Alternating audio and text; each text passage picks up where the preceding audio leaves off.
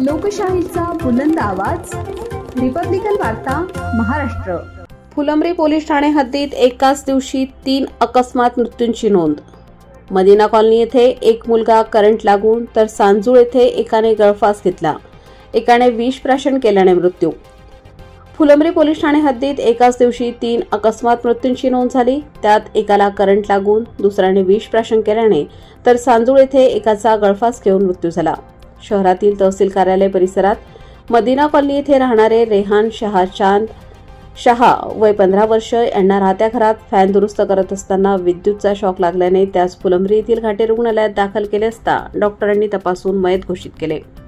Phulambri police ठाण्यात अकस्मात मृत्यू रजिस्टर नंबर 72/2025 कलम 194 BNS प्रमाणे गुन्हा दाखल करण्यात आला।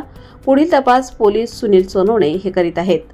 दुसरी घटना फुलंब्री कृषी उत्पन्न बाजार समितीच्या पाठीमागे विष्णू किसन मुझे वय 35 वर्ष राहणार मसला तालुका फुलंब्री हल्ले मुक्काम नवीन बस स्टँड जवळ नागरे वस्तीजवळ फुलंब्री याने विषारी औषध सेवन केल्याने खाली पडून डोक्यास मार लागल्याने जखमी झाला असता त्यास महात्मा फुले क्रीडा मंडळ रुग्णवाहिकेतून चालक विजय देवमाळी यांनी फुलंब्री येथील घाटे रुग्णालयात दाखल केले असता त्याला डॉक्टरांनी तपासून मयत घोषित केले असता फुलंब्री पोलीस ठाण्यात अकस्मात मृत्यू 74/2025 कलम 194 BNS प्रमाणे गुन्हा दाखल करण्यात आला असून पुढील तपास पोलीस उपनिरीक्षक सुग्रीव साटे हे करीत आहेत।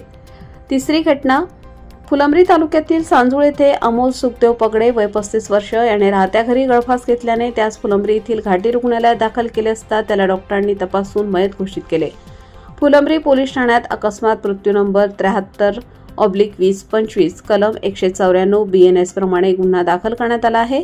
पुढील तपास पोलीस हेड कॉन्स्टेबल गोरखनाथ कणसे हे करीत आहेत। वरील सर्व तपास पोलीस निरीक्षक संजय सहाने यांच्या मार्गदर्शनाखाली होत आहे। रिपब्लिकन वार्ता Maharashtra वृत्तवाहिनीसाठी Aurangabad Marathwada उपसंपादक Akbar Shah. Subscribe now and press the bell icon. Never miss an update.